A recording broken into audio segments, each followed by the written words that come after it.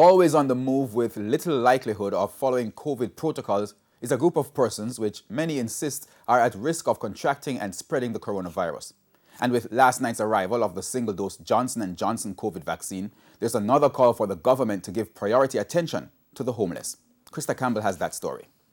No fixed address and no steady income. The homeless are often forgotten in a lot of ways. But when COVID cases first started to soar last year, persons questioned the government about a plan to have them wear masks and follow other COVID safety protocols. While some private charities have tried to help, sustainability remains a challenge.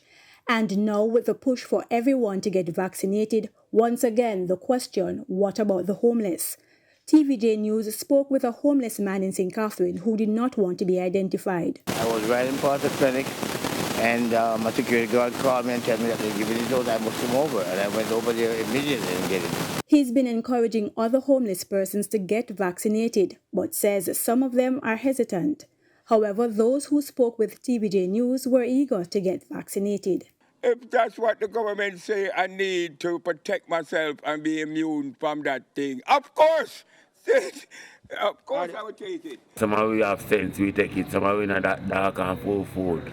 Understand, no matter how homeless, but we have kids and we still have sense. Understand, so we know the vaccine a good thing. When I catch corona, we kill you, and the vaccine it can't kill us. It's a good thing government bring in simple equation, simple mathematics. Except it's not that simple for those living on the streets to be vaccinated.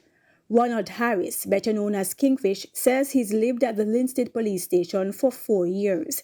The health center is nearby, but he says it's a challenge for him to go for the jab because of his smoking addiction. I'm always in a desperate chase for money, because as soon as I make the little bit of pittance, I put it in my mouth. Andre Grant has been homeless for almost 5 years. He says he doesn't have any form of identification which is required for vaccination, but would love a similar initiative to what's being done for persons in remote areas. Just like how them have a mental team, them come around, come check up the mental youth, them and make sure we are right. We love the government come around with the vaccine, come give it to. See right now, I'm on the road, I cough that, I don't want to get on that, I have nothing now. But I cough, because we not cold, we not weather, and we are homeless. Now, there's no official testing of homeless persons, and there's no data about how many have contracted the coronavirus.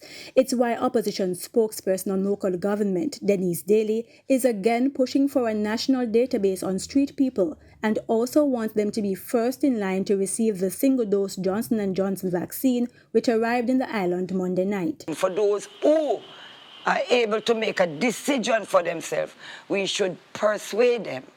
We should educate them about the need of taking the vaccine.